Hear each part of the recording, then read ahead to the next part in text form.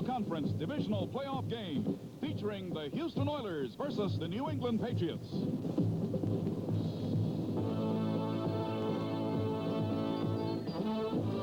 Brought to you by a great crowd on hand on a cold day in New England. Schaefer Stadium in the playoffs. The New England Patriots against the Houston Oilers. Will be the head coach as long as the Patriots are in the playoffs. But Lynn, right now, his mind is on something else. It is on his quarterback. Steve Grogan, a couple of weeks ago against Miami, injured his knee. He's kind of passing it off as nothing, but there is speculation he may have to surgery after the season over. But what he does, I guess with Dante, it's an hourly thing because he has so many things wrong with him. But he proved last week what he can do and what he is made out of. He did a miraculous job against Miami, and I expect him to do the same thing this afternoon. He says he's better today than he was a week ago. Campbell, and what a man he is. I think he is the finest running back as a rookie in the National Football League to come along since 1957 when Jim Brown came into the National Football League. And he's the man that's capable of breaking a ball game wide open. He's done it many times this year. And for the people who have not had an opportunity to watch 34 Earl Campbell run, Earl Campbell, they're going to be keying on Earl Campbell. Number 45, Tim Wilson. If they overreact to Earl Campbell, he's the man that's going to have to do a good job this afternoon. The receiving core for the Houston Oilers. This includes everybody. Obviously, they won't all be in at the same time. One of the problems is that Mike Renfro, the fine rookie, is out with knee surgery, and it could be the number 88, Rich Castor, who's been bothered with a leg. The offensive line, Morris Towns, will also play. Well, that's true, and here's a team that has done such a tremendous job blocking for Earl Campbell. For the New England Patriots, temperature in the upper 30s, overcast, possibility of rain or sleet later on this afternoon. Third and 15, 20, 25, 26-yard line, maybe the 27-yard line where the Houston offense will go to work. And first down. Campbell, the remaining back. Campbell carries. 5 yards to the 31-yard line, second down 5. Now let's go back to Ken Burra in motion. Campbell, first down, 41-yard line. Doug Bedoin makes the tackle. We were isolated on Earl Campbell. We just got through talking about the importance of Earl Campbell and how great a running back he is. But you must have the men up front to do the job. And you can see the good blocking. Nelson is being blocked, and with the great power in the legs of Earl Campbell, when he gets through that seam, he's going to make some good yardage. Speaking of the legs of Earl Campbell, the beginning of the season. He wants fewer games, I'll bet you. First down, Campbell one more time. Held at 2 yards. Ball game just underway. Pastorini throws. It's there, out of bounds. Ken Burra, 49-yard line of the New England Patriots. In excellent shape. The knee doesn't seem to be bothering him too much.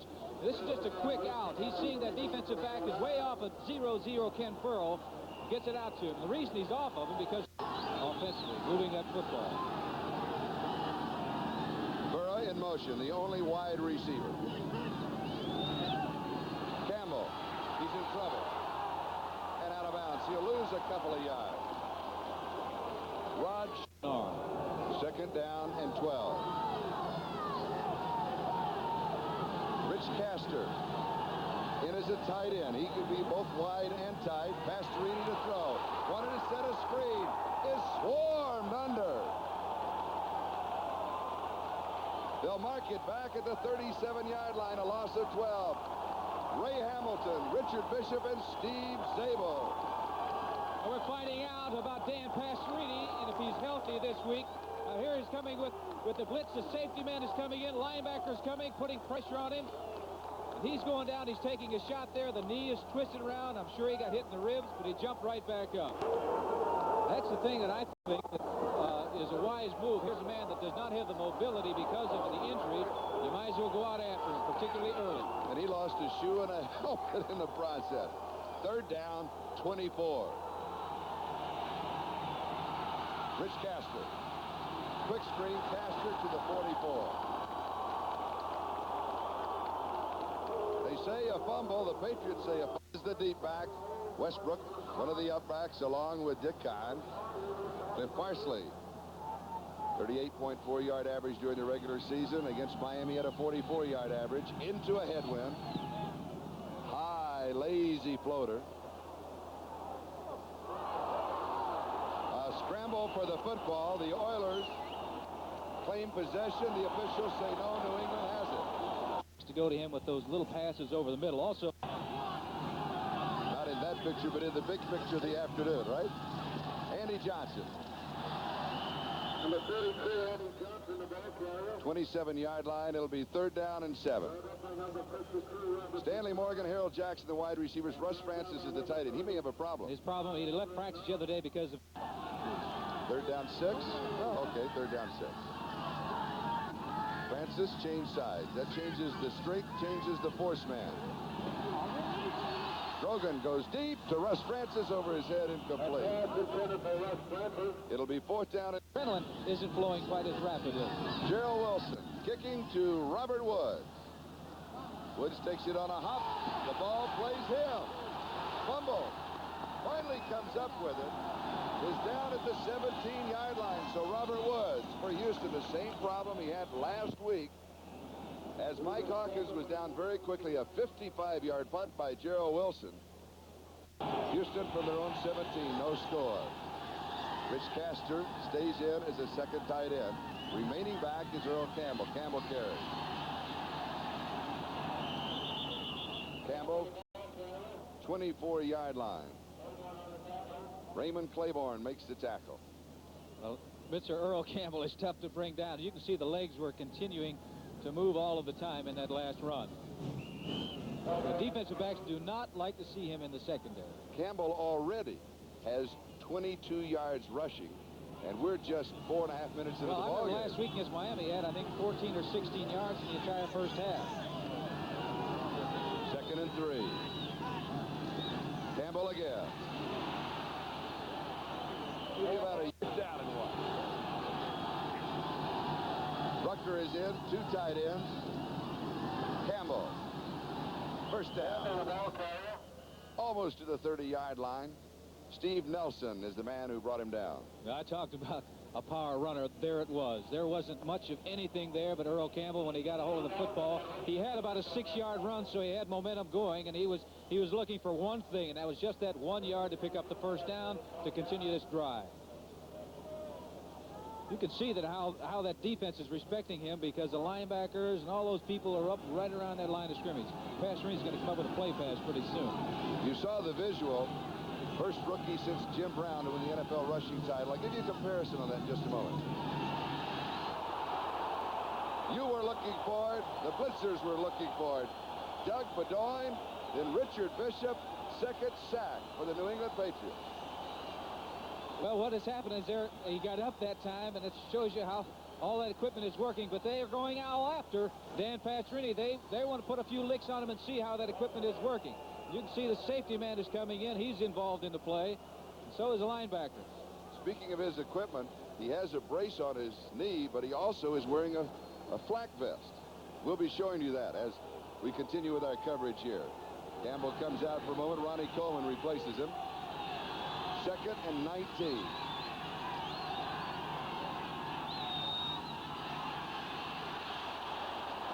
Tim Wilson for next week on NBC. Pastorini has completed 2 of 2 passes for 15 yards. Throws this one. It's on target. Close to the 1st down. It will be a 1st down. Mike Barber. He falls in that category of being underrated. Quickly moving that category to greatness. Last week he had 112 yards receiving. Here a big 1st down. It was 3rd and 16. Bedoin and Fox finally stop him. A good reason for it, because he's an outstanding receiver with great speed. Now you can see 78 McGee putting pressure on. Pastorini gets nailed once again as he releases the ball. He has such a strong arm, though, that he's able to get it to Barber. And now he's going to pick up the 1st down on his own, skipping and doing whatever he can do to pick up the 1st. At the Houston 41-yard line, 1st down. Campbell back in. He's the remaining back. Fake to Earl on play action. Throws all alone on his sideline. Is picked off. Mike Hayes. No, it was Tim Fox. The free safety. Burrow, the intended receiver, he looked alone, but Fox was waiting for him. Play action pass. He was trying to hit him. between two defensive players, but number 48, Fox, was reading it all the way, in great position to come up with a catch, intended for number 00, Ken Burrow. When we come back, New England on their own 40-yard line, no score. They changed the strength. As Francis changed, you'll watch the defense also change. Cunningham. 48-yard line. It'll be second down 2. Steve Kiner is the man who stopped him. Here, New England, their own 48-yard line. 6:20 time remaining, first quarter, no score. Horace Ivory now in as a running back. Third down and 2.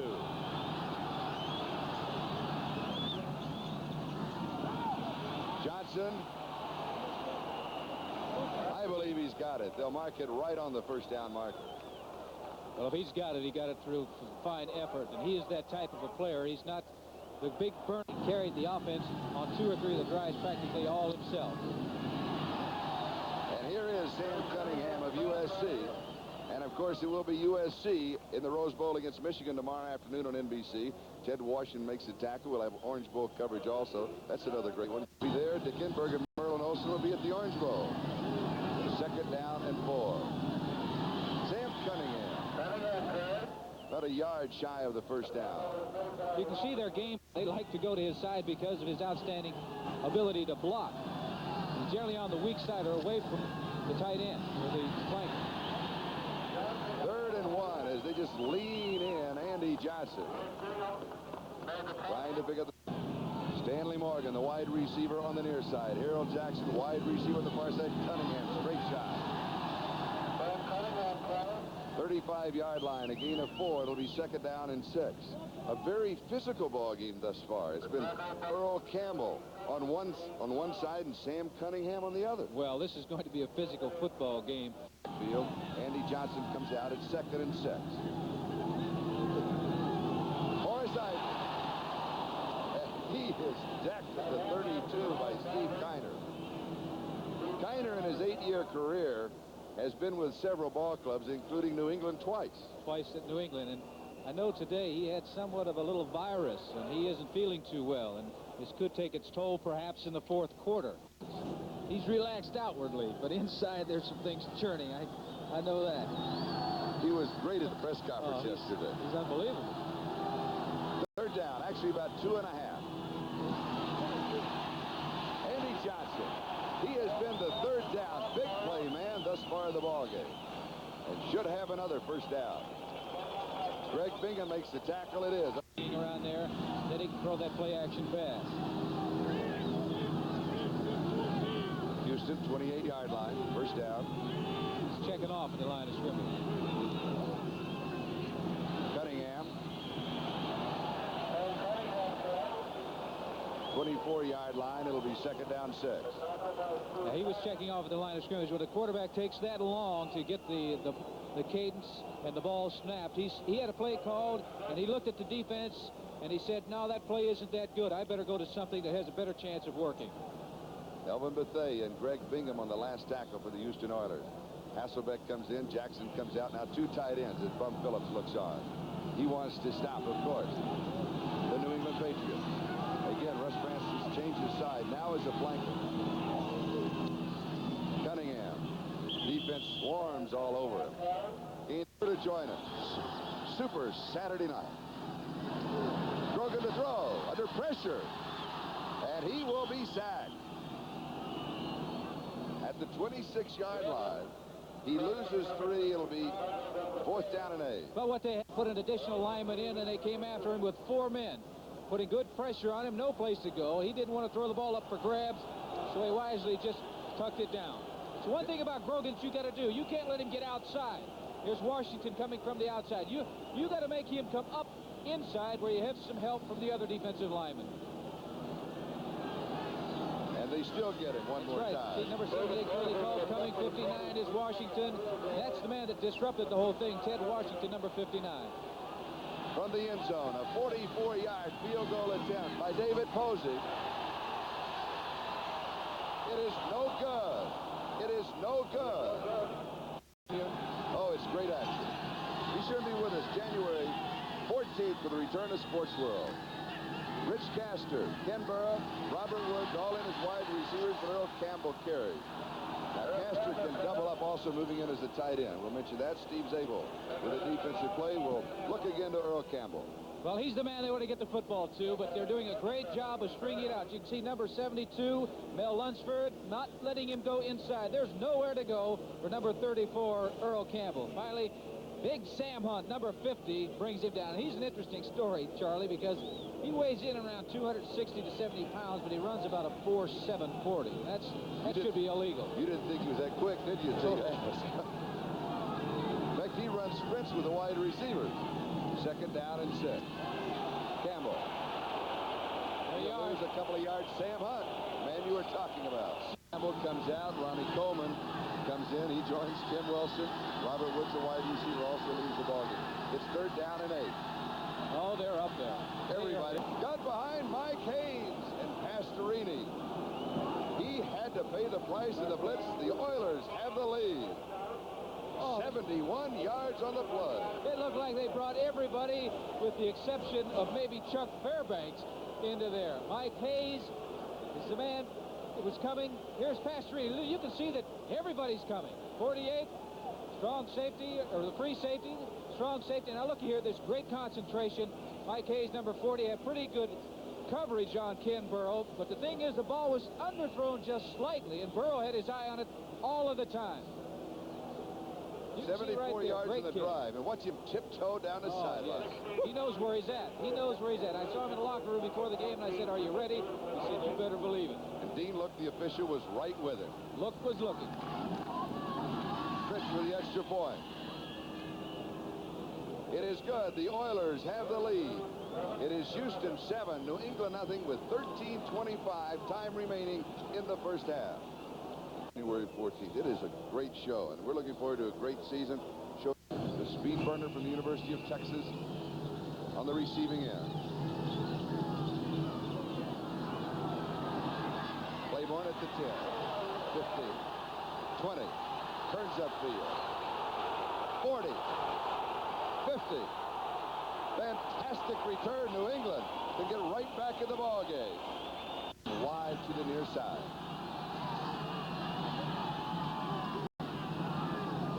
Brogan play action under pressure.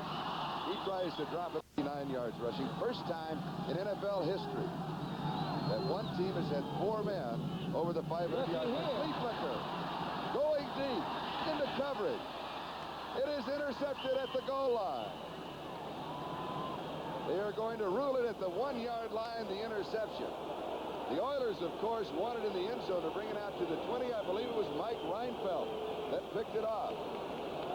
They were looking for this all the way. That is not particularly a great play on second 10 yardage. That's a first down type of play when they're looking for a run.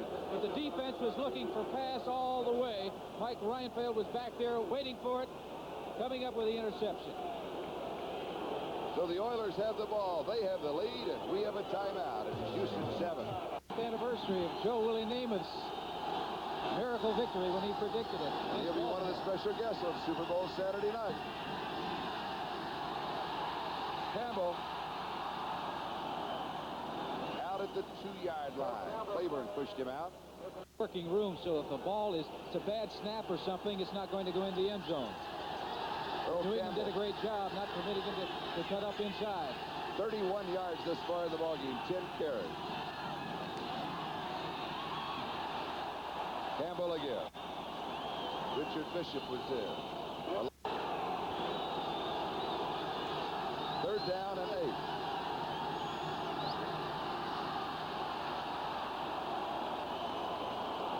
Tim Wilson is stopped shy of the first down. A flag is down.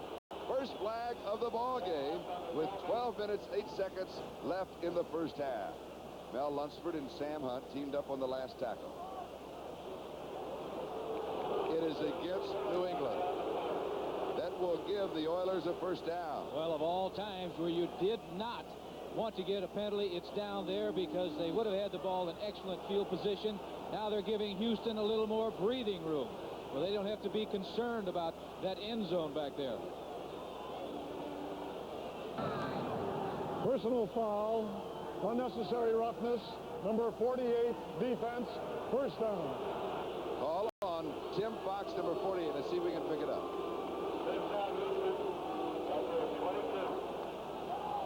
Yes, there he is. He got there late. Coming in late. First down for Houston. They've got a mix-up going. Oh, this ain't going to work. They've got flags all over the field. This 22, a loss of a yard back to the 21. With the penalty being declined, it'll be second down and 11, and now Houston can regather their forces. They're bringing in 3 wide receivers now. Robert Woods in the ball game, replacing Wilson, the fullback. There's one running back, number 34, Earl Campbell. Nope. Make the reverse. It's a screen. Back to Earl Campbell. And Campbell fights his way to the 31-yard line. He'll be about a yard shy of the first down. I'm going to tell you something, Charlie. That was a good fake to number 86, Mike Barber, by Dan Pastorini, because if he had the play called where the tight end was going to run the ball, he'd have been nailed because they were coming after him. The screen pass out to Earl Campbell, and you see the great mobility that he has.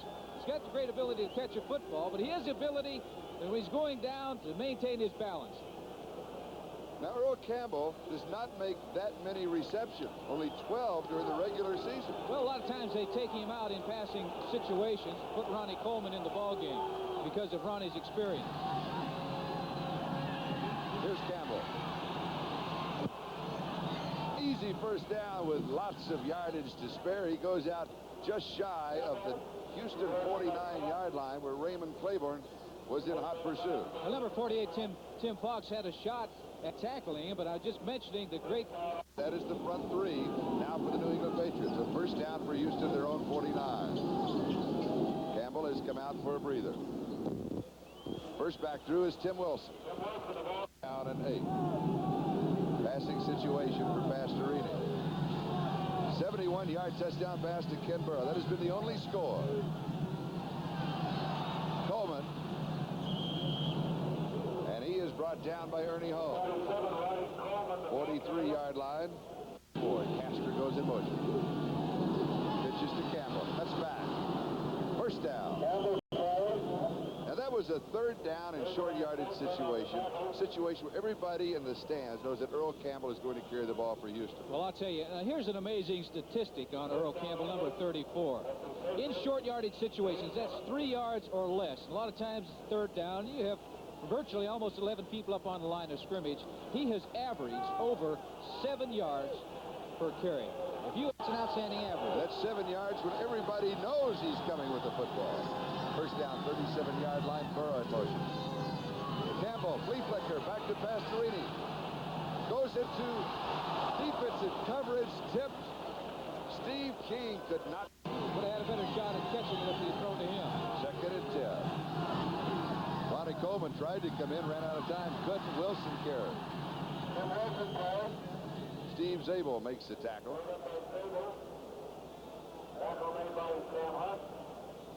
They'll mark it at the 32-yard line, so it'll be third down and 5. That's the only thing we know. Burrow and Castor are the wide receivers. Both backs stay in the block. Pass is on target. It is a first down. Tight end Mike Barber, and he fights for every inch of turf here at New England. Rod Schote and Doug Bedoin finally pull him down. Well, once again, Pastorini really put zip on it, but he paid the penalty for it because he got up very, very slowly that time. But here's the reason that he is so valuable, even with an injury, is that strong arm of his. Look at whips that ball, really gets great velocity, and it's right where it's supposed to be, right on the line, right by the numbers. An easy catch for a receiver to follow. Pastorini, 6 of 8, 125 yards, 1 interception, and 1 touchdown pass. Earl Campbell is back in. Remember this drive? It started with the interception back on the 1-yard line. Now at the New England 21. Wilson, and he... Is it Barber again? Yes! It is! It's the tight end, Mike Barber, with the touchdown. 19 yards on the play, and listen to this, a 99-yard touchdown drive in 14 plays. 99 yards in 14 plays. They brought Ronnie Coleman in this ball game, and if you get an opportunity, we can see it. Number 47 is going to provide an excellent block, enabling him to get in right there. That block enabled him to get into the end zone, and great effort by number 86, Mike Barber. He has made super catches throughout this first half. You got to give credit to Pastorini. Barb did a great job, but that ball was really fired and was right where it's supposed to be, right in the numbers. Tony Fritz to attempt the extra point. It is good. And the Houston Oilers, the wild card team, they lead the New England Patriots by a score of 14-0 with 6:48 left to go in the first half. And you know that if he shaved that off, hi Mike, and took that black stuff off his face, he'd look like he's about 15 years old. That's the reason he wears the beard, I know. He's running around out there like he's about a 15-year-old colt. Boy, he's doing a great job for Houston. He's done a great job coming up with some big catches all year long. Tony Fritz to kick off. Now remember, Claiborne returned the last kickoff 52 yards. They don't want him to have it No. either. So Don Westbrook will return. No, that's wrong. It's Jim McAllister. And a flag comes flying. McAllister, the former world-class long jumper from UCLA on the return. J.C. Wilson of the Oilers makes the tackle. Looks like it's going to be going against the New England Patriots, putting themselves deeper in the hole. Don Hasselbeck, he may be the culprit. You can see him complaining right there. And generally, when you see that, you know that's the man they threw the flag on.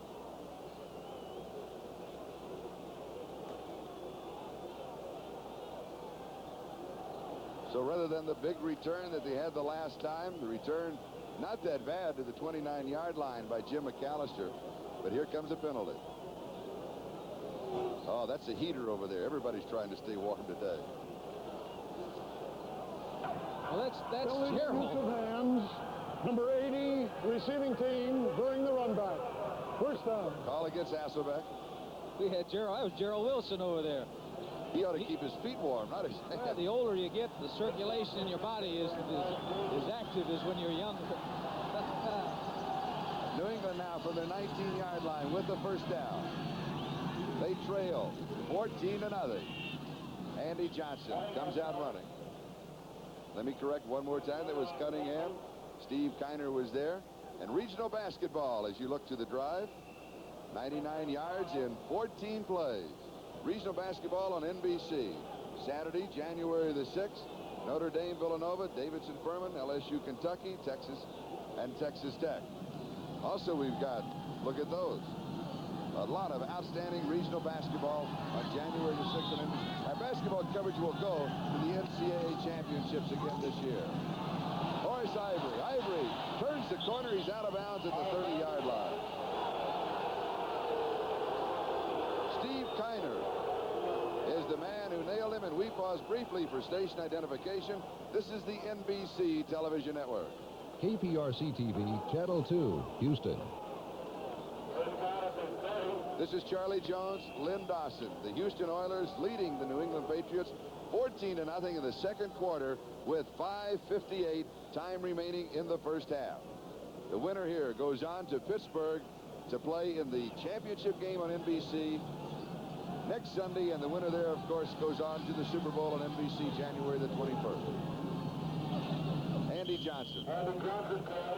Down 14-0. I'm surprised the Patriots are not throwing the football. Another flag is down. They don't want to alter their game plan that much right now to take a chance at putting the ball up in the air all the time, because they do have an outstanding offensive line. They've got an outstanding running game. A standing room only crowd. The weather this afternoon, it is overcast, it is cold, and there is that threat of drizzle or sleet later on this afternoon as the front is moving through just north of here.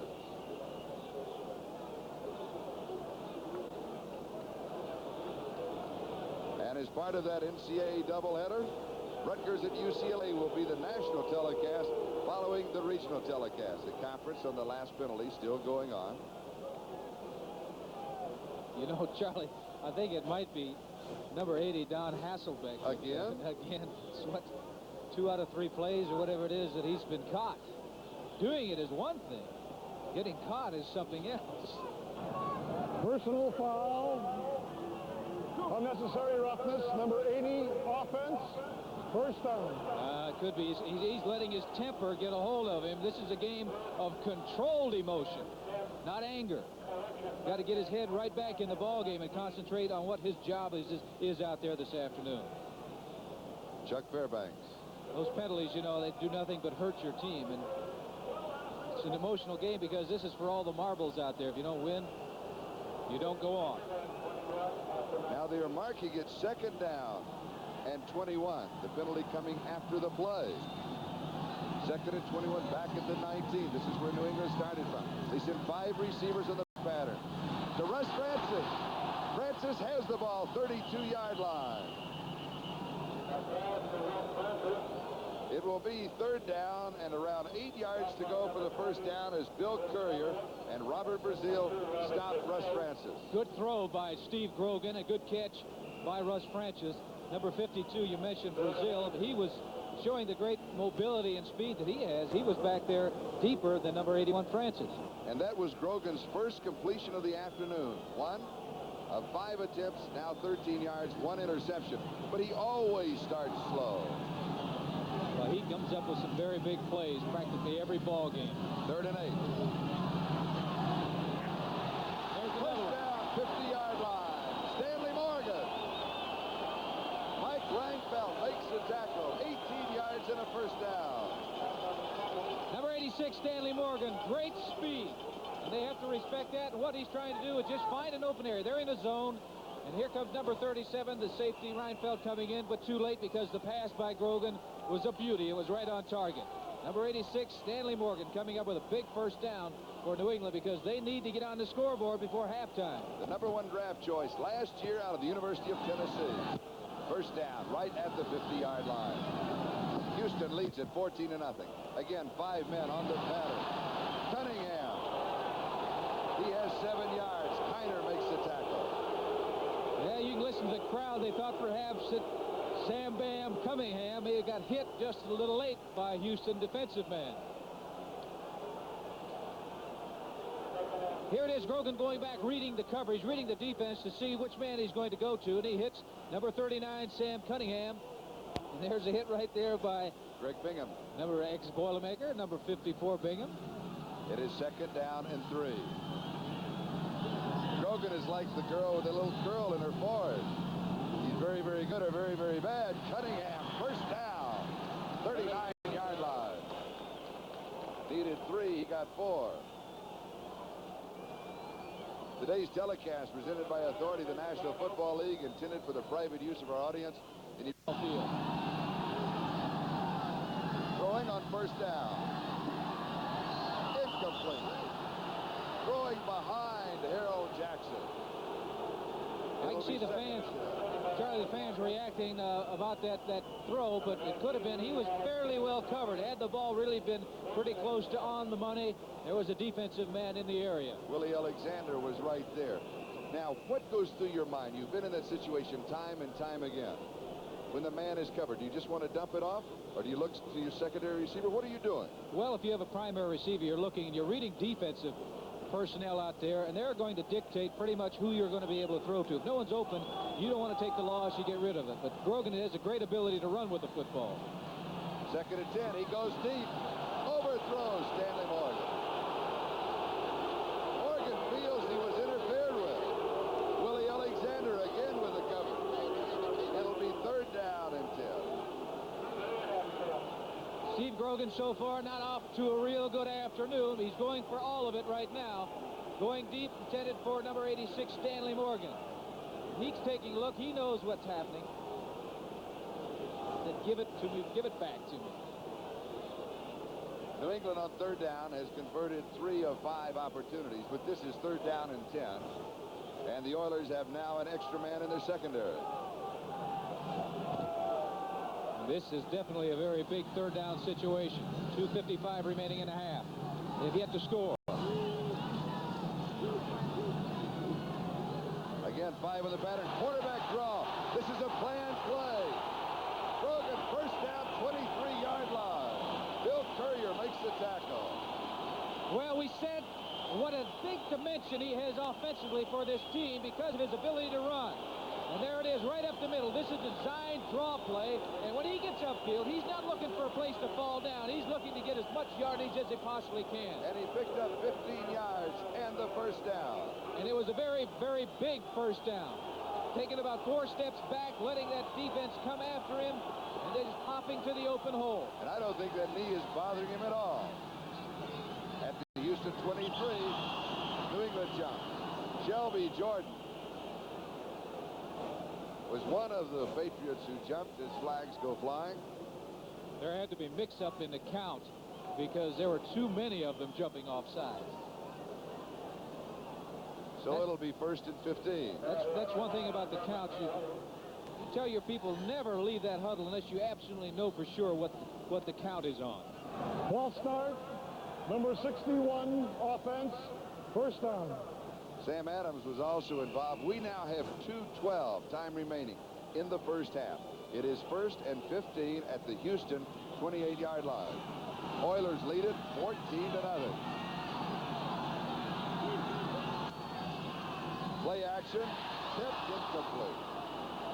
Trying to hit Stanley Morgan. Pass was too high, sailed on it. Bell just got away from number 14 Grogan because Morgan had a step on it. Had the ball been lower, he could have come up with that football. The one thing that he was concerned about because of the linemen, how tall they are, and the linebackers and their height, getting their hands up, making sure you get it over their hands. That's why you have to have a lane to throw in. You really can't throw over someone out there, even though Grogan is about 6'4" tall. For Steve Grogan this afternoon, his 50th consecutive start. That is the most current series by a starting quarterback in the National Football League. 2nd and 15.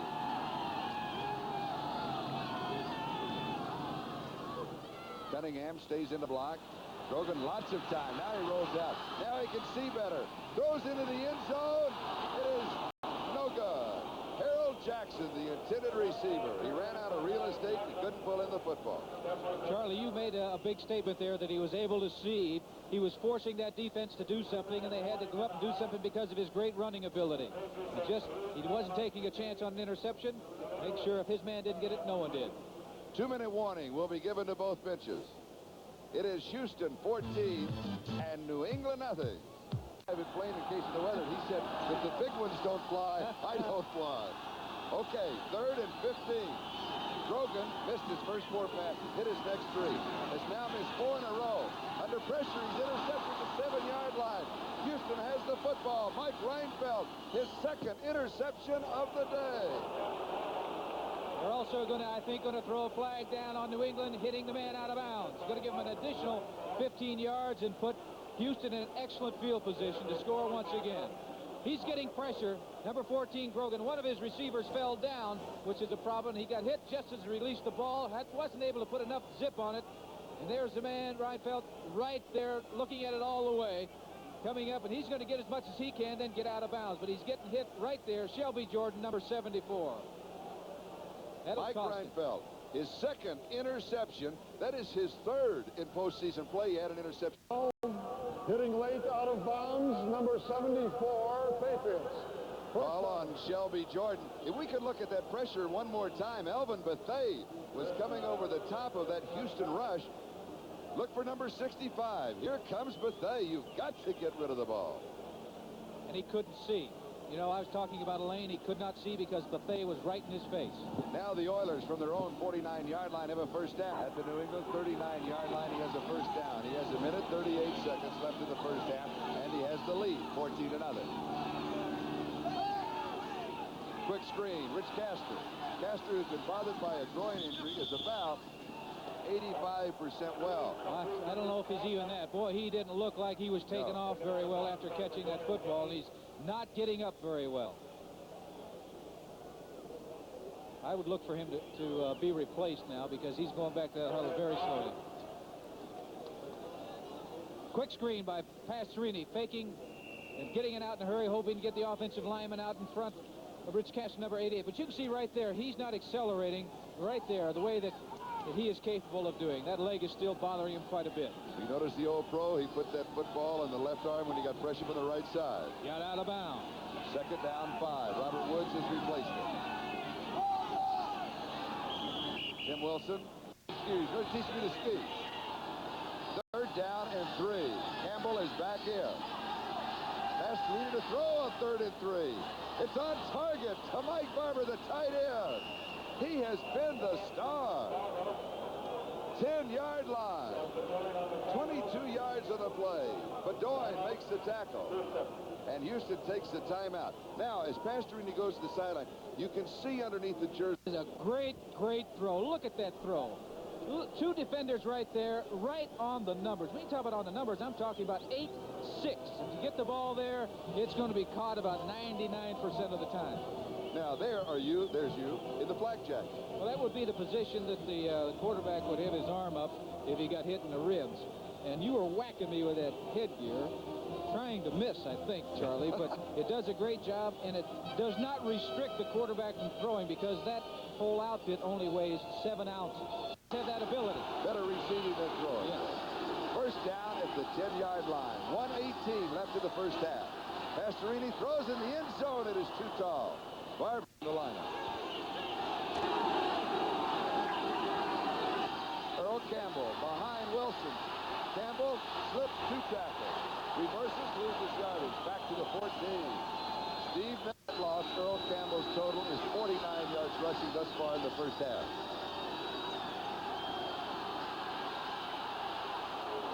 Barber has a touchdown. Mike Barber.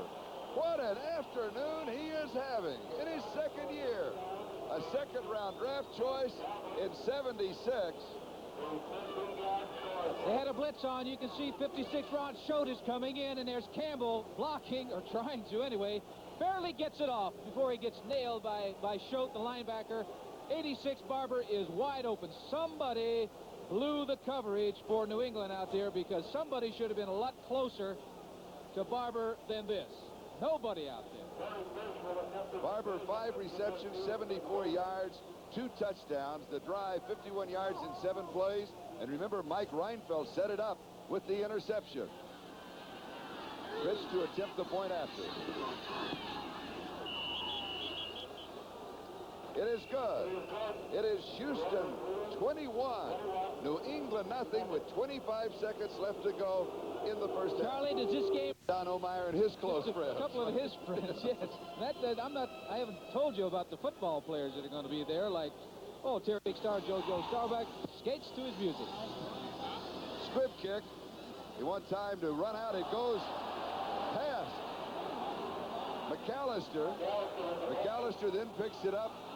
He's out to the 25-26. Good second effort by Jim McAllister on the return of the squib kickoff. Well, he got 18 seconds remaining, and that ran off about 7 seconds because the play does not start in the last 2 minutes until the man touches the football. Coming out and starting the second half. Thank you.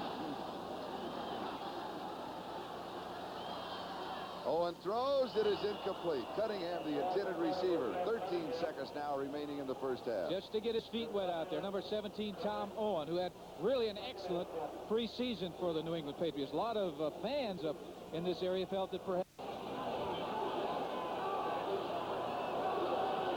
he will be sacked. Wrapped up by number 77, James Young. And with the sack, the clock moves to 6 seconds. Time remaining in the first half. James Young. That is the end of the first half. At 21, New England nothing. Second half, here are the statistics, Lynn. Well, I'll tell you one thing. Dan Pastorini and Mike Barber, you take a look at the statistics here in the first. Tony Fritsch. Claiborne fields it at the 2-yard line. Raymond the speedster, the 15, gets outside. He's to the 20, avoids another tackler. He'll be swarmed under out of bounds around the 22-yard line. Now we'll check for the quarterback of New England in the second half. Kurt Knopf made the play on the specialty teams along with Guido Merkins of the Houston Oilers. Tom Owen. So it will be Tom Owen at quarterback. Sam Cunningham will be one of the running backs along with either Andy Johnson or Horace Ivory. The wide receiver, Stanley Morgan, Harold Jackson, Russ Francis, the tight end. That offensive line, Leon Gray, John Hanna, Bill Linkaitis, Sam Adams, and Shelby Jordan. New England, their backs to the wall. They trailed 21-0 as we open the second half.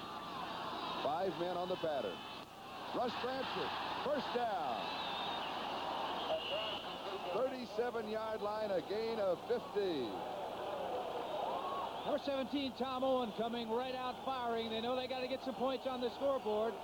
Good protection by that fine offensive line of the Patriots, and he drills it. It was Francis going down, just turning right around, and gets the ball, picking up a first down. Now, they got to get moving, and they got to come up with a first down. You can see number 81, Francis. He's just stopping in front of the secondary. The ball is right on the money, picking up the first down. Thought he might have a problem with a hamstring. He doesn't appear to have that problem today. First down, 37-yard line. New England, their own territory. They pass. Owen again. Throws underneath. Harold Jackson, the intended receiver. He had pressure, and he underthrew him. So it'll be second down and 10 at the New England 37-yard line. Now we can check out the defense for the Houston Oilers.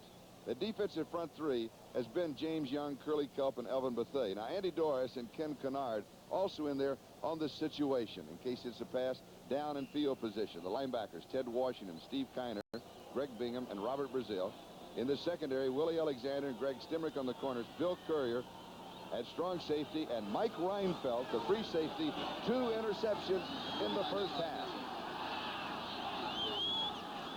Both interceptions led eventually to scores. Owen throws. Russ Francis, 42-yard line. That's 5 yards. It'll be third down and 5. Charlie, he did not see number 39, Sam Cunningham. He was waltzing wide open down near the sideline, no one around because 2 defensive men converge on 81, Russ Francis. Ted Washington and Willie Alexander making the last tackle for the Houston Oilers. Russ Francis now 3 receptions, 34 yards. Houston with Pastorini's 3 touchdown passes. 1 to Ken Burr of 71 yards. 2 to Mike Barber of 19 and 14 yards. Third and 5. Incomplete. Horace Ivory could not hold on to it. Pass was a little low. Well, also number 54, Bingham, the linebacker, was right there with him. He would have had to drill that ball, hit him right in the numbers, and I don't even know if he'd have been able to pick up a first down had he caught the football. Now, Gerald Wilson will be kicking. You played with him. His average is terrible this year during the regular season, next to last in the NFL. Well, Gerald Wilson telling me that most of the time this great offense of New England moves the football, and he's always kicking from around the 50, and he's trying to hang the ball up high. Very seldom has he been able to get back and really let it go. Robert Woods is deep. The rookie from Grambling. He has had a problem fielding it. It is short, taken by one of the upbacks.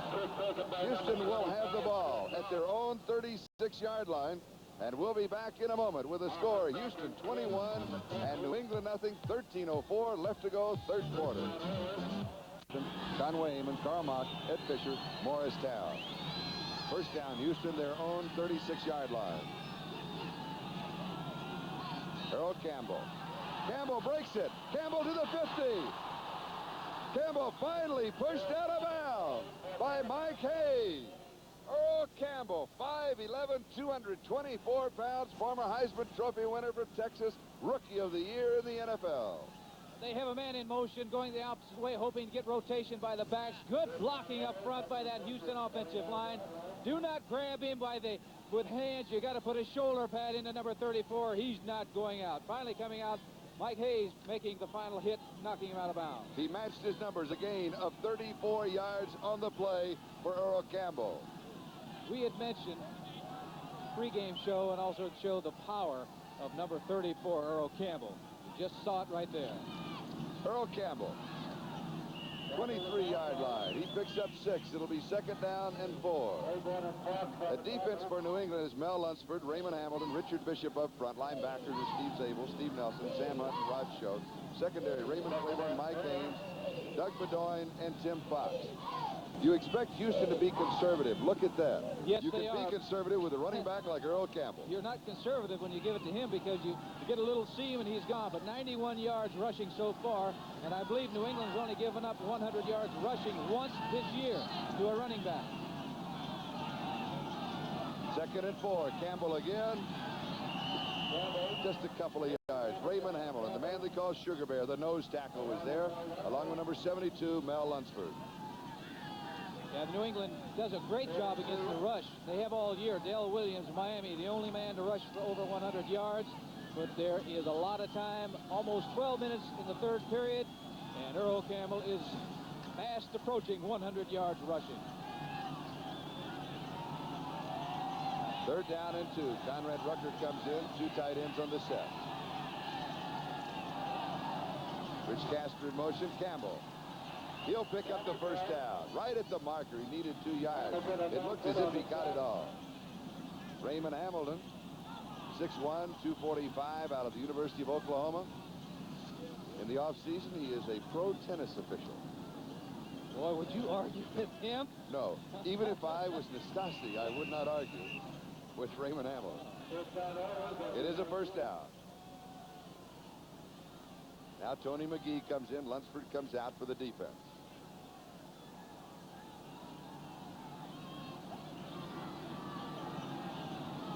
I'm sure New England, what they want to do now, they got to stop him on first down.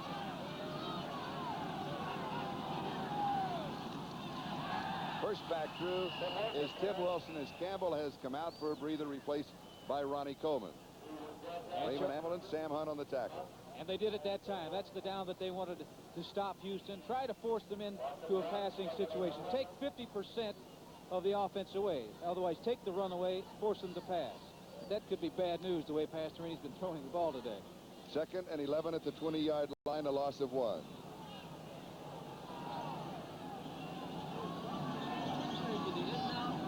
Coleman and Wilson are the 2 setbacks. Wilson. And he is cut down by Tim Fox. About 4 yards shy of the first down. They'll mark it at the 13-yard line. It'll be 3rd down and 4. They're looking for points now, Charlie.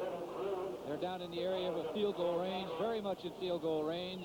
And every point now that Houston can nail on that scoreboard makes it that much more difficult for this New England team. Do you throw to Mike Barber in the corner of the end zone, touchdown if he catches it, incomplete, and then go with a field goal? He's a pretty good man to go to. He's been catching them all afternoon. No, straight shot up the middle. Close to the first down is Ronnie Coleman. Richard Bishop is the man who stopped him. He needed 4 yards. And we could be looking at a measurement. Coleman from Alabama A&M in his 5th year, a free agent in 1974. On the year had 180 yards total rushing. That's just a couple of games for Earl Campbell. Here's the measurement. He got it, an important first down, 9-yard line. First down, goal to go. Oilers want to blow it wide open right now. I think you had a conversation with Bum Phillips yesterday, and he mentioned something to that effect. That he thought perhaps this game would be a blowout, one way or the other. He did not feel it would be a close ball game.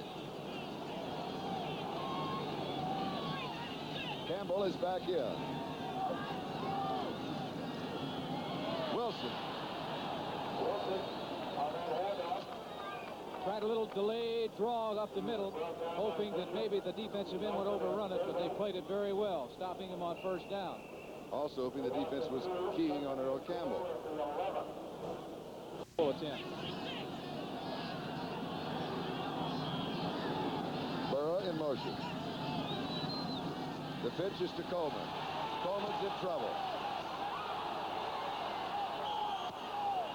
He will lose about 6 yards on the play. Look at the conversions for Houston. 9 out of 10. They'd have to score a touchdown to make it here for a conversion. Tim Wilson just getting Tony Fritsch a little closer. Tim Fox makes the tackle. If they block it, they'll have to come over the center. Karl Mott.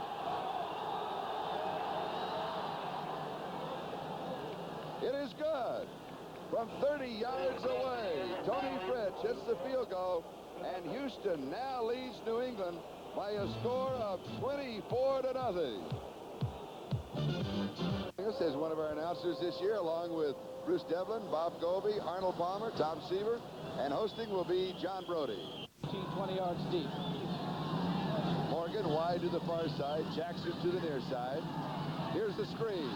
Pass is complete to Sam Cunningham.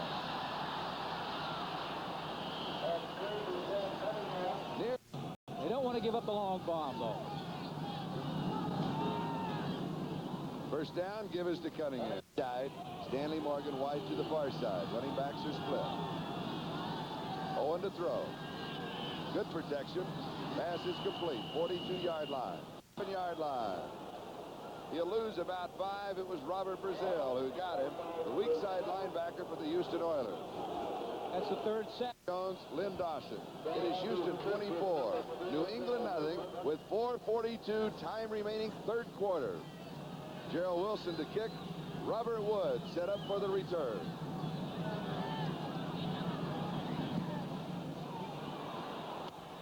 Wind holds it up. Woods plays it on the hop, and he is dropped at the 25-yard line. We played and won it. Dallas Cowboys also the only other team to make it to the Super Bowl, so it can be done. To make it to the Super Bowl as a wild card, and they lost the year that they were a wild card.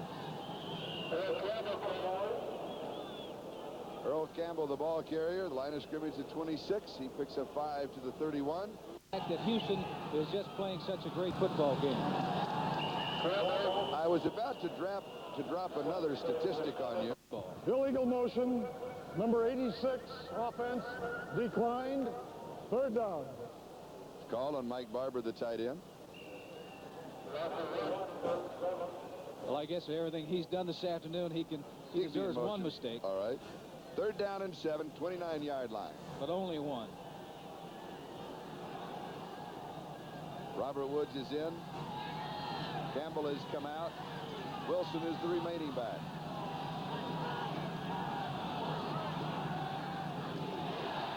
No gain. So that means that Cliff Parsley will come in to kick it away. And at his own 28-yard line.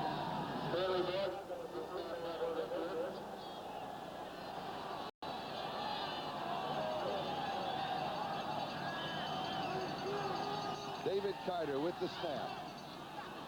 And it's a beauty. Fair catch is called for and taken near the 25-yard line. So New England will have the football on their own 25-yard line. A punt of 48 yards for Cliff Parsley.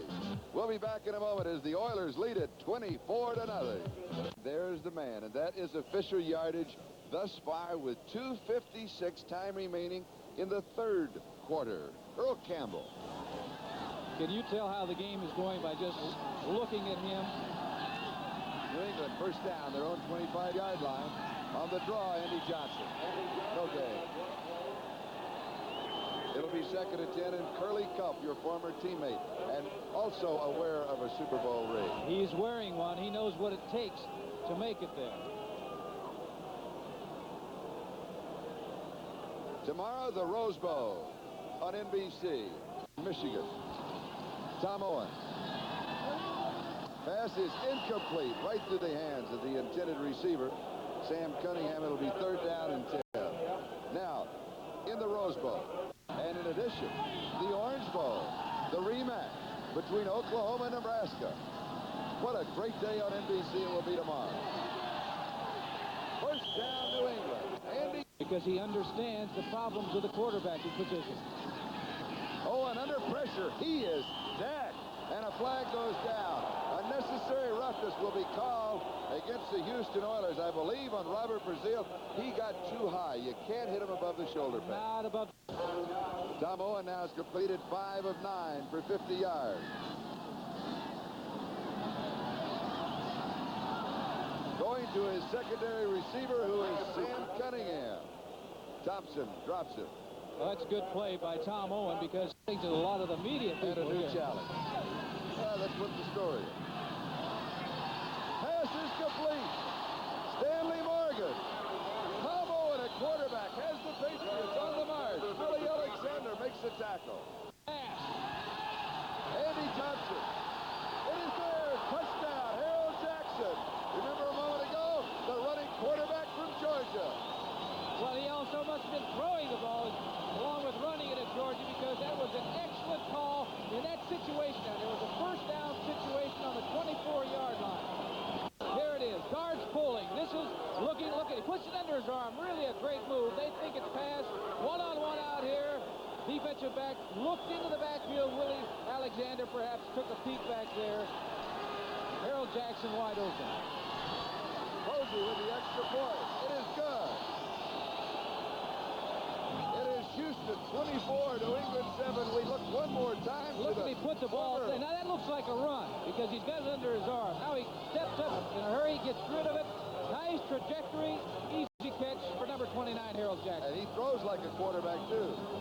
That is the third pass this year by Andy Johnson, but they're anticipating onside kick. They don't get it. It is taken instead by Woods he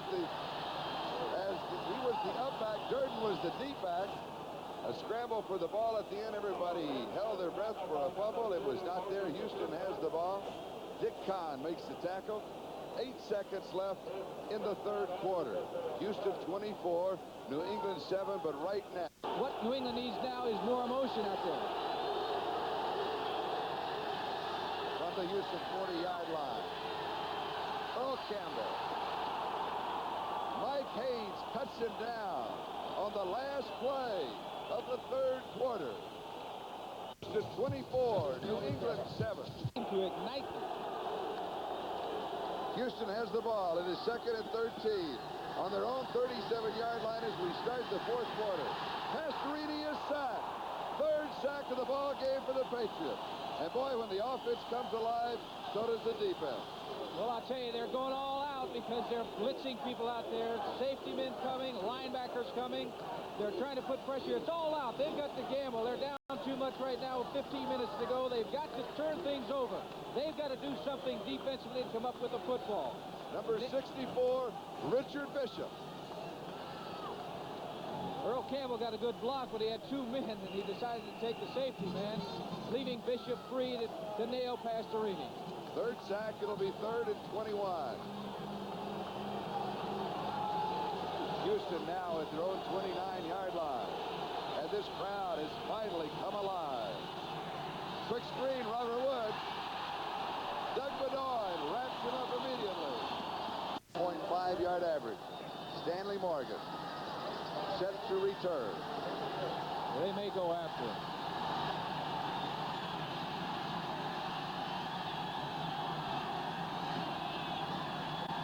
David Carter with the snap. It is perfect. They set up the return. Morgan takes it on the run. Slips one tackle. Heads for the sideline, goes out of bounds. New England will have not excellent, but they will have good field position. November the 12th, they have not been able to do it. Can they regain what they had early in the season? We're going to see right now because this is the big series coming up. Owen under pressure. Francis is there. Has it. Picks up about 4 yards on the play. And Tom Owen was just throwing it up and hoping that Russ Francis was there. He got that ball so high in the air, Francis probably didn't know whether to fair catch it or not. 2nd down and 6. Owen throws far side. It is too high. Sailed on him a bit. 3rd down and 6. 12:57 left to go in the game. Owen throws. Incomplete.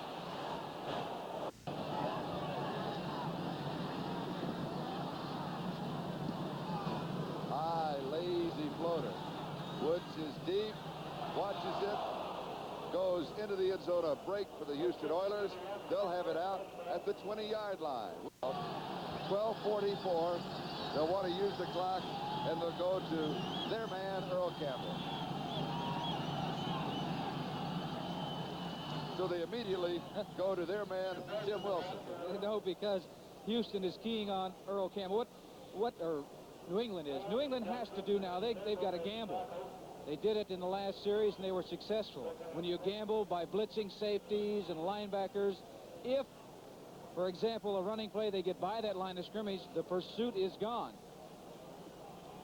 Ernie Holmes, now the nose tackle, has been with New England now his 4th game, as you know, with Pittsburgh, then with Tampa Bay early part of this season. He joins Lunsford and Bishop in that front 3. Fumble! Pastorini falls on it. Back at the 13-yard line. That's the kind of gamble you were talking about. Go for the football. The type of defensive play that New England must come up with Fortunately for Houston, Dan did an outstanding job on that synthetic turf of recovering the fumble. Super Sunday on NBC. We'll talk about that in a moment. Let's look again. See, the ball just pops loose. Unfortunately, it bounced backward, where the only man back there was number 7, Dante Pastorini. You can see he's done that before. What about Super Sunday? Super Sunday, we'll start it off with NBC Sports World, and we have an NFL film complete recap of this season like you have never seen before. In a special edition, 2 hours, NFL 78, and then Super Bowl 13. Wilson, 18-yard line, it'll be 4th down. Cliff Parsley will be kicking a check of the clock. Shows 11:23 time remaining. You know, you were talking about Super Sunday. They're going to have flashbacks, super flashbacks, a replay of the first 12 Super Bowls, and they're going to show the news of that year and day, plus the highlights and heroes of each game. And playing in 2 of them, I have the bum in one of them. And not no, you weren't the other. bum. Not in Super Bowl I. That was a great experience, though. I worked the sideline for NBC in there. Now, this is the problem of Cliff Parsley. David Carter is the snapper. If they go for a block, they try to go over the center. That is the weak link because his arms are underneath. Not in a good blocking position. Has pressure, but gets it away. Morgan watches it. Makes a New England roll. It'll be down. The Patriots will have excellent field position just inside the Houston 45-yard line. See how Whittington was down very quickly on the coverage. You know, you mentioned about that center. You know, that's an awkward position with your head down. If somebody wants to massage your head a little bit when you're over there, some 280-pound defensive lineman, it's not the ideal position to be in. Now, the winner here this afternoon will go on to the championship game. As you know, yesterday, Pittsburgh defeated Denver at Pittsburgh. It'll be either Houston or New England. Right now, the Oilers have the edge 24-7, but right now New England is trying to piece together a comeback, and they do it. Owen, they rule it an incomplete pass as he was hit. Once again, you look at the pressure that's being applied on that quarterback. They can blitz one linebacker, and Robert Brazil was one of the linebackers that went in and applying a pressure. They don't have to worry about the run right now because of the lead that they have and 10.5 minutes remaining in the final quarter. So those big old defensive linemen are lining up and taking off about 7 or 8 yards deep. You see, here they come. Forget about the run. Let's go after them. They got 2 linebackers coming, and it just collapses. That pocket collapses, and there's no way to see, no way to step up and throw. Andy Doris and Ken Kennard joining Elvin Bethea with the pressure on the quarterback. 2nd and 10. Owen under pressure again. Throws incomplete. Russ Francis, the tight end, 30-yard line. 1st down.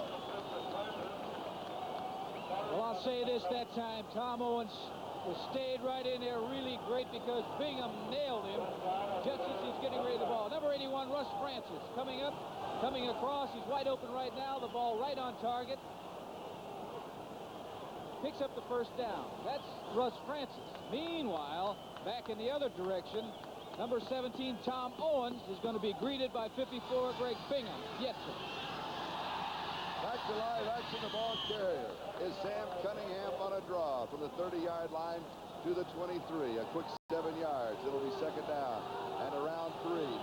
9:44 on the clock. What New England's got to start doing now, they got to get moving. They got to speed up this pace offensively because now they're fighting the clock. 9.5 minutes remaining. They've got to get those plays in and out. They can't be taking too much time.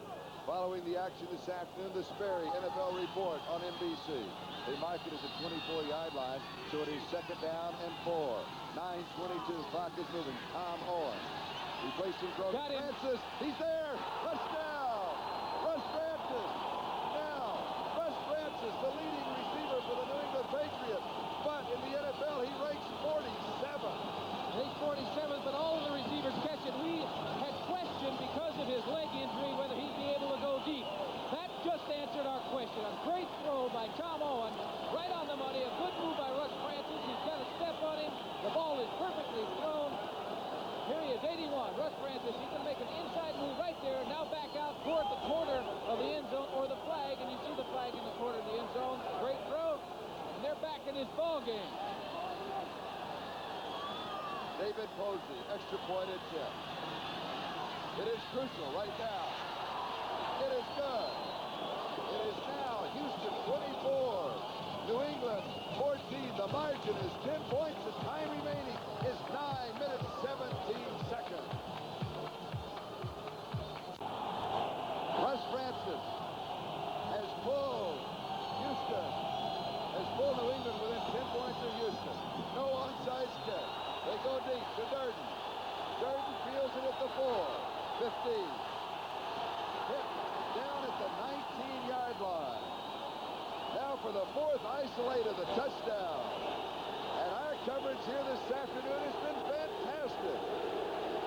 They've really been Many doing thanks to all of our people. Number 17, Tom Owen. I'll tell you, he's been taking some shots after throwing. Now he's looking. He said, come on, be there. All right. Maybe all those licks are worth it after all. And congratulations to all of our engineers, our cameramen that are spread all over this stadium. Gentlemen, you have done it again.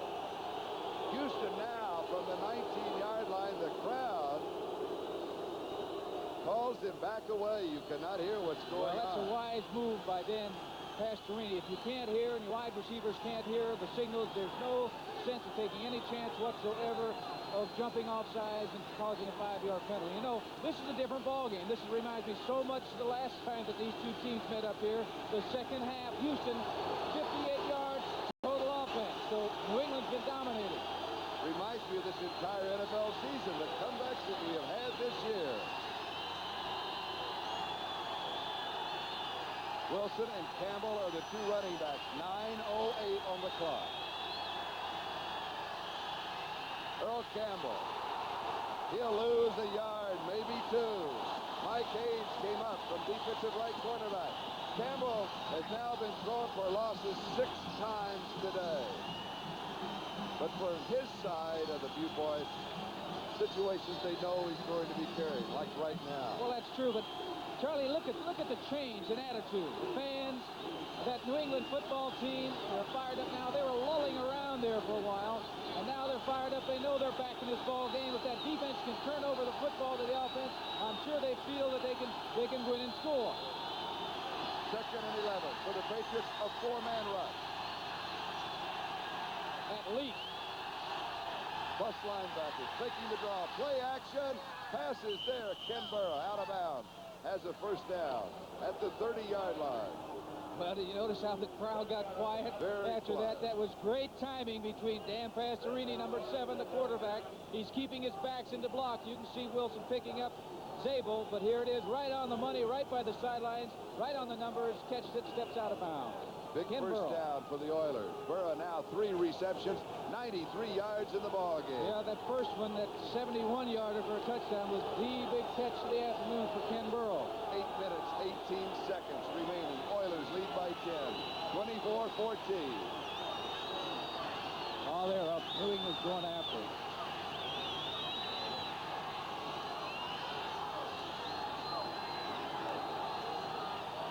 Campbell. 6 tough yards before Steve Nelson brings him down. It'll be 2nd and 4 at the 36-yard line.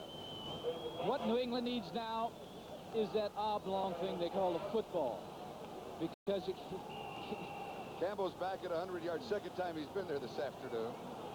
But there it is. You see a lot of bodies up there, and they're all, New England's coming. They know they got to stop him. Earl Campbell, look how low he is to the ground. Tough to tackle him. He's some kind of a football player, Earl Campbell. 2nd and 4. Pastorini will use all of the clock. 6 seconds on the 30-second clock. 2 seconds on the 30-second clock at the snap. Campbell. Flags are down. Campbell does not gain any yardage. Lunsford makes the tackle and will go down to check the flags, which also stop the clock. Holding against the Houston Oilers. 7:25 time remaining in the game. They're going to take this penalty. They're going to take him back because it would be 3rd down and only about 3 or 4 yards to go. And the official game clock. That's what they're fighting right now. Both teams are playing it, and you witnessed Dan Pastorini with just 2 seconds remaining on that 30-second clock. He utilizes that as well as anybody.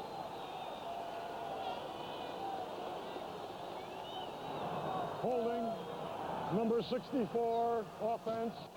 Repeat, 2nd down. George Reiner. Line of scrimmage, the 26-yard line. 2nd and 14.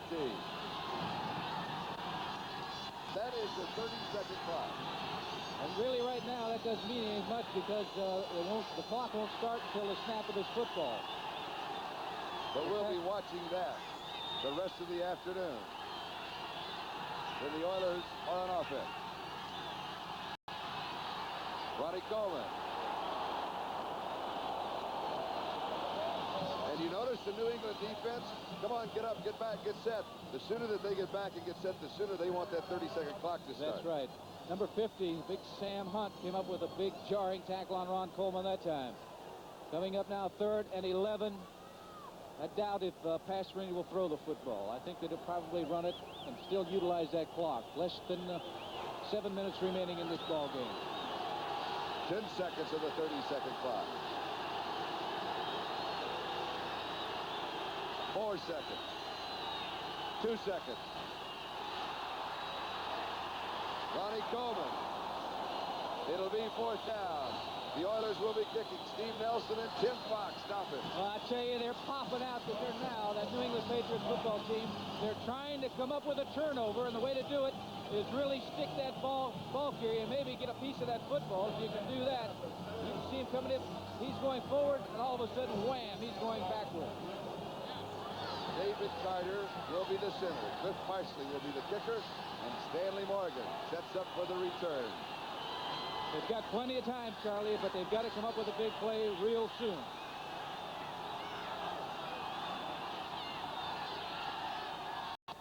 The return is on.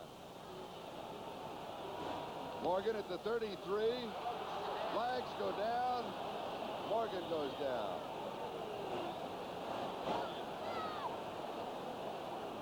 Hasselbeck was in and around again.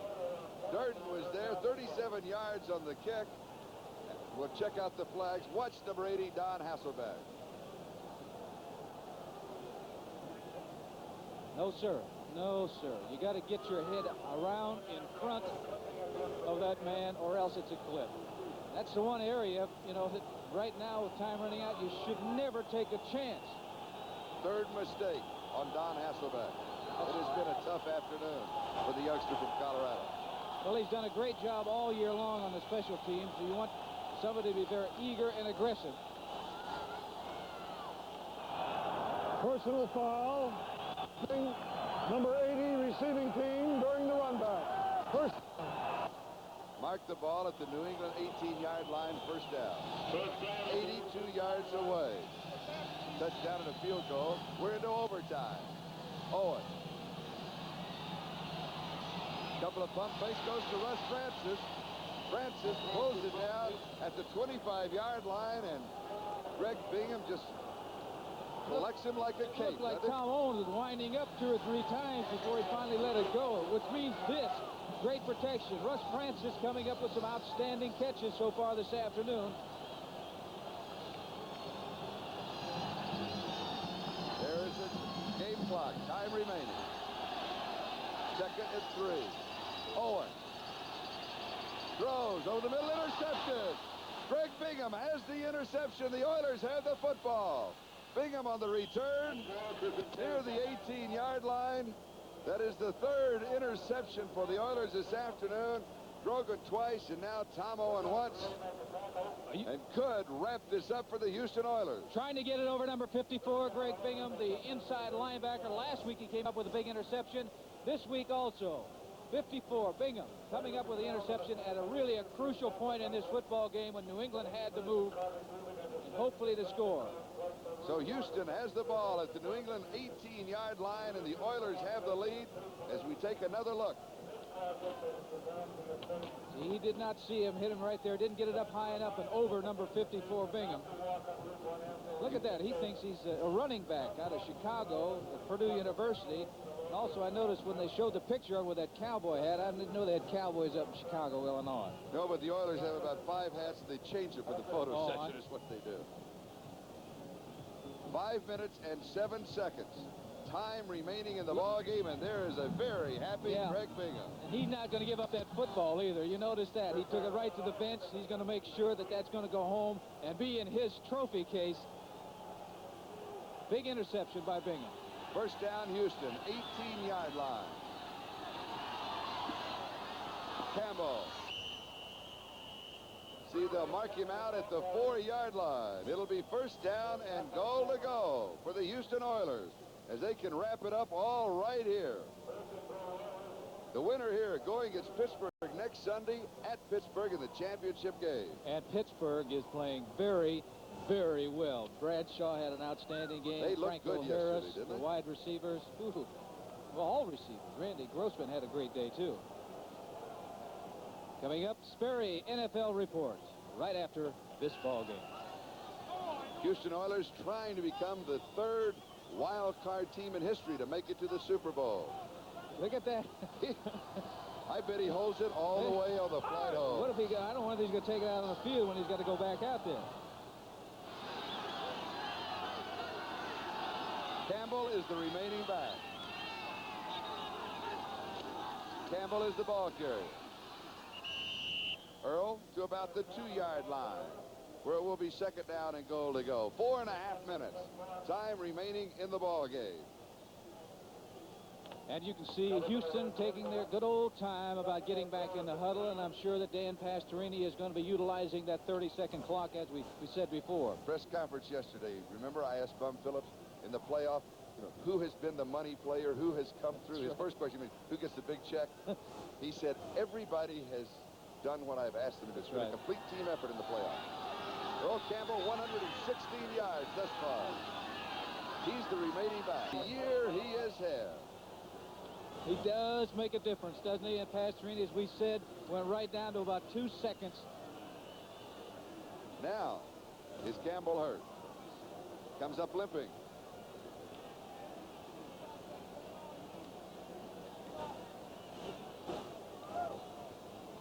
He seems to be moving fairly well. Right. Had a man in motion trying to get out in front of Campbell. He's the only remaining back. Giving it to him, and he sees the inside his claw, with his speed, getting to the corner of the end zone for the touchdown.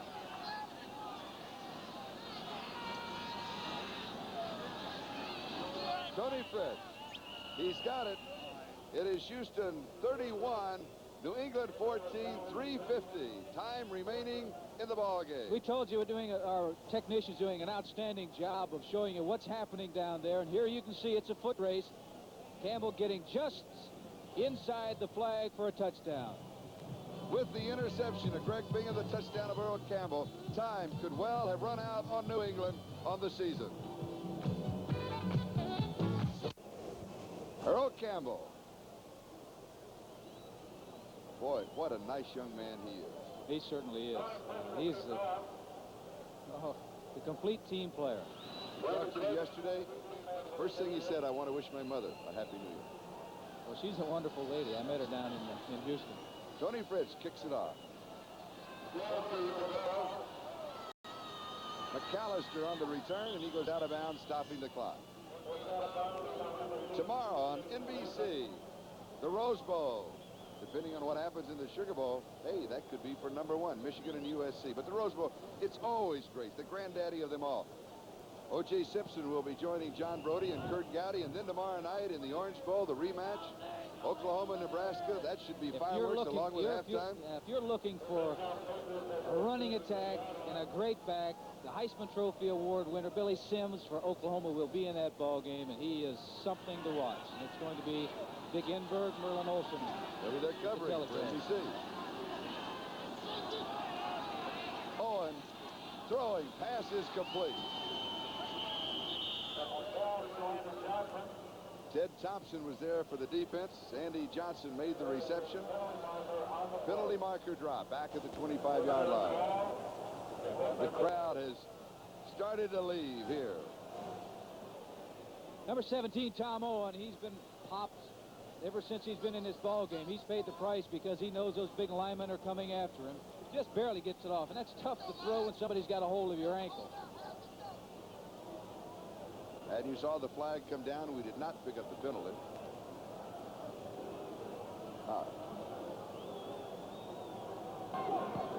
Holding.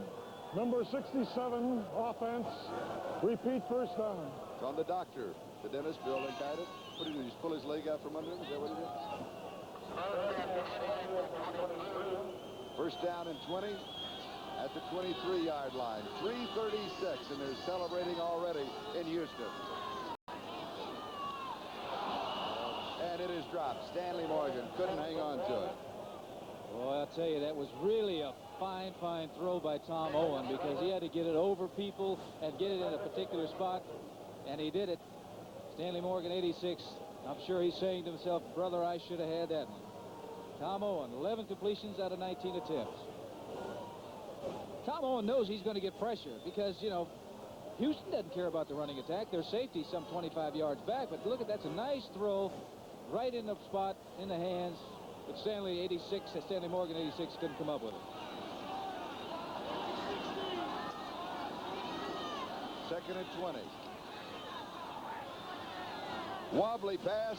It is caught. Russ Francis, 40-yard line. About 3 yards shy of the first down. J.C. Wilson makes the tackle. A gain of 17. Well, the last pass he threw to Stanley Morgan was a beautiful-looking pass. That one looked like a wounded duck coming out there, and it came up with a completion to number 81, Russ Francis. 3:04. Clock is moving. Time remaining in the ball game. Houston 31, New England 14. Russ Francis, 8 receptions, 102 yards. And that rain that we talked about has started to fall here in Foxborough, Massachusetts. Owen going deep over the middle. It is tipped incomplete. Jackson, the intended receiver. It'll be 4th down and 3 at the New England 40-yard line with 2:44 remaining in the game. They've got to go for the first down as they trail 31-14. He was looking for his back coming out of the backfield just to pick up that first down that last time, Charlie, but the back was well covered, and he was going to his secondary receiver. I think it was 86, maybe Stanley Morgan, who he was trying to hit coming across the middle. On the Sperry NFL report after the ball game, all things staying the same, Mike Adamle, who is here with us, will be interviewing Earl Campbell. There's the time remaining. 4th down, and the Oilers will take over, although New England recovers the fumble. 4th down, Houston will take over. It was Ted Washington and Steve Baumgardner. They were coming after him this time. Left-handed, throw it left-handed. Anything to get it downfield because he knew that was the final play if he didn't complete it. This is a 4th down situation, a couple of yards to go. Number 59, Ted Washington, from the outside, gets a hold of his arm. Now he tries to shift the ball to left-hander. Look at that. But not today. Chuck Fairbanks. It's been a difficult 2 weeks. It's been a difficult afternoon. Well, he really wanted to win this football game because he didn't want anybody saying that the situation he's involved with the University of Colorado would be an excuse for losing. Ronnie Coleman, the ball carrier. Now all the Oilers need to do is to run out the clock. And we will watch that as that becomes as important as anything else right now. New England stops the clock. They trail 31-14. Super Bowl Saturday night. I'm looking forward to that show. Saturday night from the Super Bowl. Ted Knight will be one of the co-hosts. And also, a lot of the stars that you were talking about are going to be predicting the Super Bowl score. That could be dangerous. I have never even been close on those. That's the non-football playing stars. Yes. And who will be predicting the scores?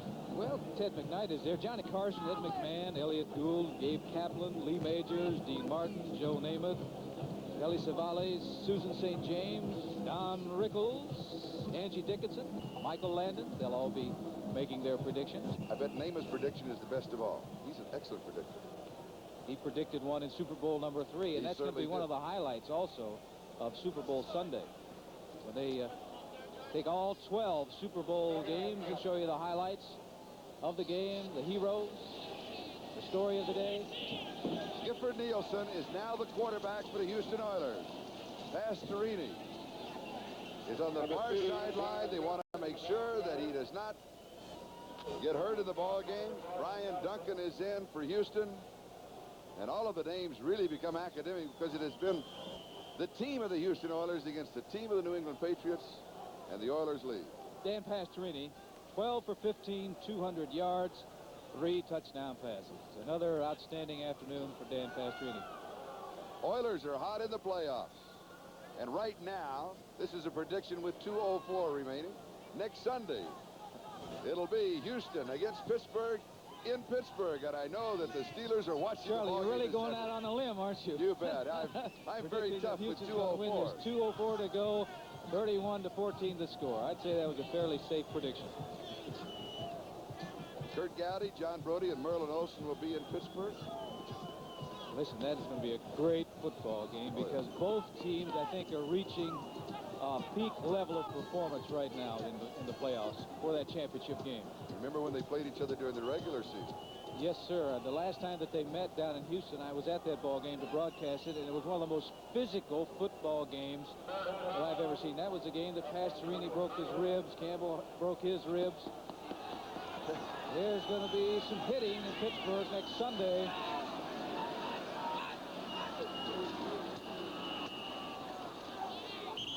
Larry Poole is the ball carrier as Bum Phillips now has taken his starters out of the ball game. They get a little bit of a breather. We'll take a break here. The 2-minute warning as you look to Dan Pastorini. What a year he has had, the best in his career. Last 2 ball games have been the best 2 in his career. We'll be back in a moment. On NBC from Miami on January the 21st. 1:59 left to go in this ball game. Larry Poole carries. Tim Fox makes the tackle. As the Houston Oilers will try to become only the 3rd wild card team in Super Bowl history to make it to the Super Bowl. Kansas City, they won it. Dallas, I believe in 1975, they were the wild card team. They lost that year. Well, you know, the thing is, this is sudden death now. You know, this is a new season, regardless of how you got here. They're there. You know, they're here, and it's how you perform in this sudden death situation. And so far, Houston has been playing extremely well because they beat a fine Miami team.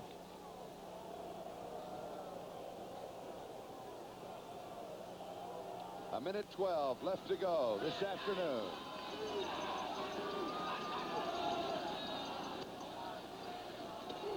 Brian Duncan from SMU is the ball carrier. Steve Nelson makes the tackle. And the clock continues on its inexorable march toward 000. Executive producer of NFL Football, Don Omeyer. Today's telecast produced by David Stern. Kenny Fouts was the director. Bruce Berquist, our technical director. John Gonzalez, our second unit director. Vern Meyer, our associate director. We call him an AD. And gentlemen, a great job. Congratulations to you. And also to everybody from NBC that we worked with this year. It has been a tremendous season. Yes, and also I think we'd like to take this opportunity to wish everybody out there a very happy and prosperous New Year. And a safe New Year, a safe New Year's Eve. And we look forward to peace in our land. Very nice, Charlie. I like that. Thank you. 42 seconds left to go in the season for the New England Patriots. And that is the time remaining for the Houston Oilers to start their celebration here. Greg Bingham, if you go back, turned it around at the moment that the Patriots started to grab the momentum, pull within 10, interception, Camo with the score. You mentioned Ken Burrow, the early touchdown. A lot of big plays this afternoon for the Houston Oilers. Larry Poole, the ball carrier, as we watch Ernie Holmes, formerly with the Steelers. He knows what the Super Bowl is all about. There's a yellow flag right at his feet, too, of course, because Ernie was a little overzealous in trying to bring the ball carrier down. I think he tried to separate his head from his shoulders in doing it. 36 seconds left this afternoon. Then it's on to the championship game. The survivor between Pittsburgh and Houston will then move 2 weeks later to the Super Bowl on NBC. And they'll be going against either Dallas or the winner between Minnesota and Los Angeles. Here's the call on the penalty. Foul, face mask, number 63 defense. Half the distance penalty. Penalty. Be sure to stay tuned with us right after the ballgame. Sperry NFL Report. Mike Adamle will be talking with Earl Campbell. Brian Gumbel is shuffling his papers in New York. He's all ready to go. All right. Hang in there, Brian. We'll be getting to you in a minute. And Mike has moved into the locker room out of the rain. A little drizzle that started here late in the ball game. Houston Oilers will wrap it up.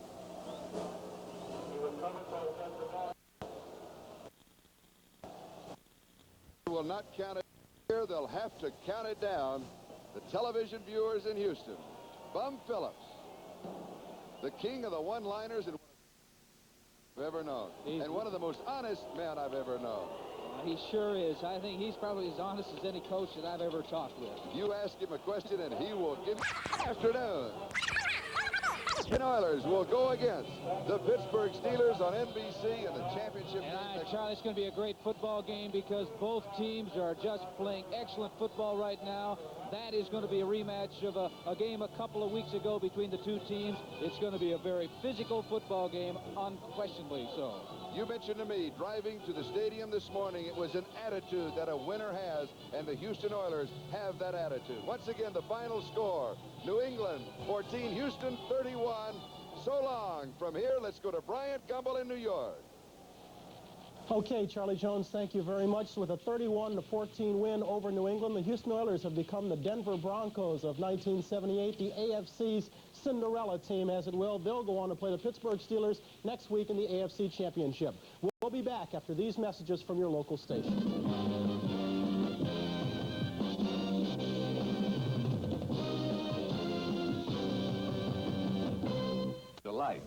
Again, look like legitimate Super Bowl contenders. They moved into Foxborough today and ran right over the New England Patriots, beating them 31-14. We'll look at the highlights and talk to the stars on this, the Sperry NFL Report. Brought to you by Sperry Rand Corporation, whose commitment to the future is making machines do more so man can do more. Hello again, everyone. I'm Brian Gumbel in New York. Mike Adamle is at Foxborough Stadium. He's going to have some interviews with the principals involved in today's game, a game that the Houston Oilers completely dominated from start to finish, winning it 31-14. Their offense was impressive. The Houston defense was equally impressive, taking away everything that Steve Grogan had to offer. Early on, it was Elvin Bethea, 65, and James Young, number 77, just taking everything away from Grogan after the defensive secondary had knocked down his receivers. In the second quarter, New England had a 1st and 10 on the 43 with the score 7-0 when Grogan was hit under pressure and a pass fell incomplete. The second quarter again, he goes up top, only this time it's intercepted by Mike Reinfeldt down on the goal line. Still in the second quarter, nothing was working for Grogan. It seemed early on that his favorite receiver was Reinfeldt as he came up with his second interception. Number 37, like all the Oilers today, played a whale of a ball, taking Tom Owen down. Then in the fourth quarter, when the Patriots thought they still might come back, it was Greg Bingham coming up big with an interception. From start to finish, that is the way it went for the Houston Oilers. They took everything away from the Patriots. They made them throw the ball after they fell behind, and then they just simply beat them 31-14. We'll come back right after this word from Sperry. Good reason some people have taken to calling the Houston Oilers the Houston Earlers, because they are led by Earl Campbell. They were again today, 27 carries, 118 yards. He's with Mike Adamle now. Mike?